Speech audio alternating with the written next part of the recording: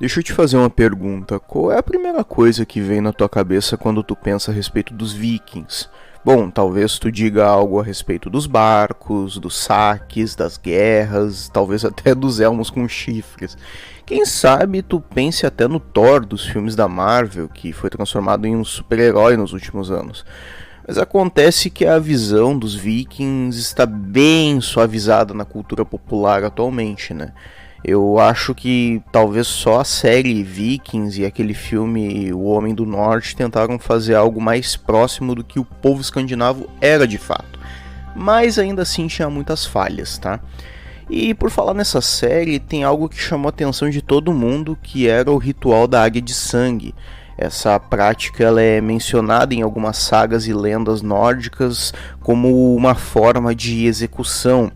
Só que não existem evidências históricas ou arqueológicas de que esse ritual acontecia na prática, tá?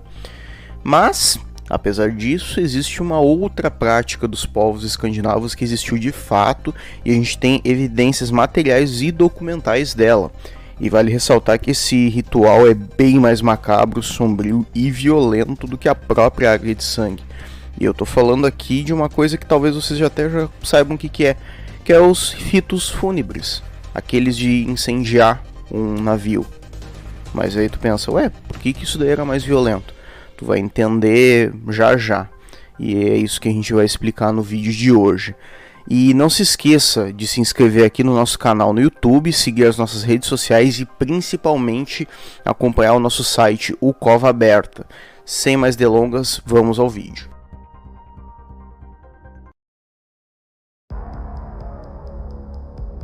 De acordo com o historiador e arqueólogo Neil Price, nós conseguimos ter uma ideia de como que eram os rituais de cremação dos vikings devido a um registro feito pelo viajante cronista árabe Abd ibn Fadlan. Desculpa se a pronúncia estiver errada, mas ela está aí na tela, tá? Em 922, ele foi enviado de Bagdá para uma jornada às terras da corte do rei dos povos de Bulgar, que é mais ou menos uma cidade que ficava na atual Rússia, mais ou menos às margens do rio Volga, né? Não se tem certeza de quem foi o Ibn Fadlan, mas se sabe que originalmente ele não era um cronista, mas ele era um guarda-costas, um segurança que por um acaso sabia ler e escrever, que na época não era todo mundo que sabia, né? E nós sabemos que ele voltou para Bagdá e sobreviveu a essa jornada que ele fez, mas não se tem maiores informações do que ele fez na vida dele. O cronista fez descrições da aparência, das roupas e dos costumes dos povos que ele chamou de Al-Rússia, que hoje em dia se sabe que eram os mercadores escandinavos que eram mais dedicados ao comércio fluvial na Eurásia, ou seja, eles viajavam pelos rios da Eurásia, né? A visão ali entre a Ásia e a Europa, né? O cronista também fez uma extensa observação de como que eram realizados os ritos funerários, principalmente após a morte de um líder de um clã russo, que acabou resultando na cremação do navio dele, né? Segundo o próprio Fadlan, ele descreveu todo o evento como um, entre aspas, espetáculo, e ele acabou ficando por uns dias para testemunhar o que iria acontecer, né? O cronista observa que todas as etapas do ritual eram guiadas por uma mulher corpulenta que todos chamavam de o Anjo da Morte. Logo no início foi erguida uma casa temporária para que o corpo do líder do clã repousasse, e para os convidados eles tinham direito a bebida liberada, comida, música. E inclusive se acredita, tá, se sugere nesse relato que os Rus acreditavam que o cadáver estava, entre aspas, consciente em alguma medida, ou seja, ele não estava totalmente morto. E durante 10 dias, porque todo esse festival durava 10 dias, né, eram realizadas essas contínuas festividades, incluindo música, orgias, bebedeira pesada, ao ponto de que o Fadlan observa que todo mundo sempre estava bêbado, não estava ninguém sóbrio naqueles dias.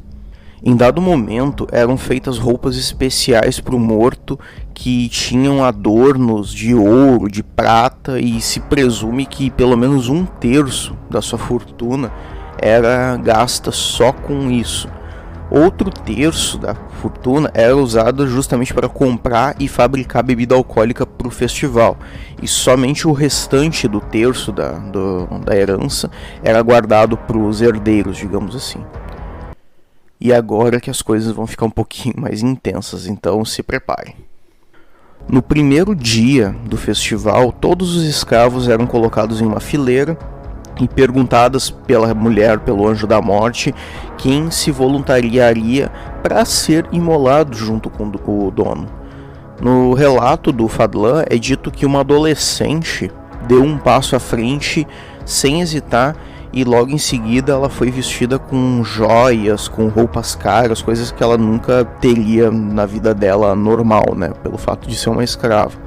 Aí, no 10º dia, o navio foi arrastado para uma pira funerária, o corpo do falecido foi colocado em uma barraca no convés do navio, vários dos pertences deles eram colocados ao redor, como armaduras, armas, joias, etc., e nesse momento que os rituais funerários se intensificavam, digamos assim. Logo no ato final, digamos, a escrava tomava 2 doses de uma bebida extremamente forte, que ele dizia que não era nem a mesma bebida que os outros convidados estavam tomando, né? E ela se deitava do lado do corpo já apodrecido do dono.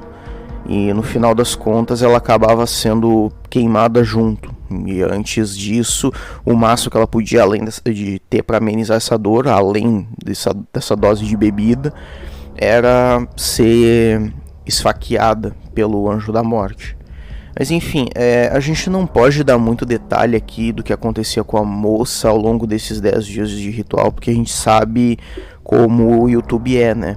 Mas eu adianto que envolvem, entre aspas, maltratamentos e fetiches um tanto extremos, assim. Além disso, não era apenas a escrava que era, entre aspas, brutalizada. Então, também vários animais eram oferecidos em sacrifício de uma forma bem extrema. E assim, vou deixar uma sugestão para vocês.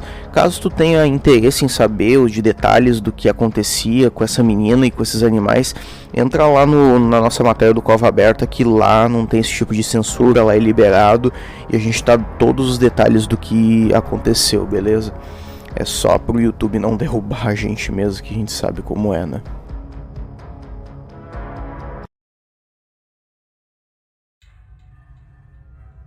Os vikings tinham diversos outros rituais que eram bem brutais, né? Inclusive o Chris escreveu uma matéria lá no site que fala sobre o filme Midsommar, que aborda muito bem isso. E tinha um outro ritual viking bem macabro que foi narrado também por um cronista, o Adão de Bremen, que viveu durante o século XI.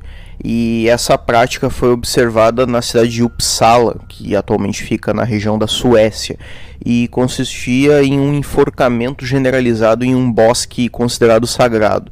O autor descreve que em 72 árvores diferentes eram pendurados tanto animais de grande porte, como cavalos, como homens.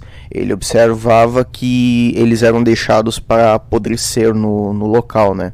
E é válido reforçar que a história dos vikings não foi escrita pelos vikings, mas sim por outros povos, em especial os povos que foram invadidos e atacados pelos saqueadores vikings, né?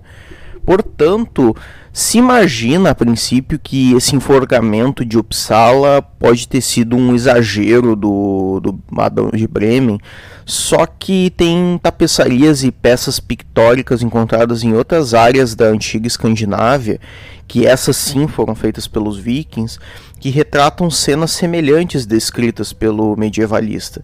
Então, dessa forma, existem indícios que essa descrição dele esteja correta, digamos assim. O mesmo vale para o que o Fadlan fez com relação ao ritual o ritual funerário dos vikings, né?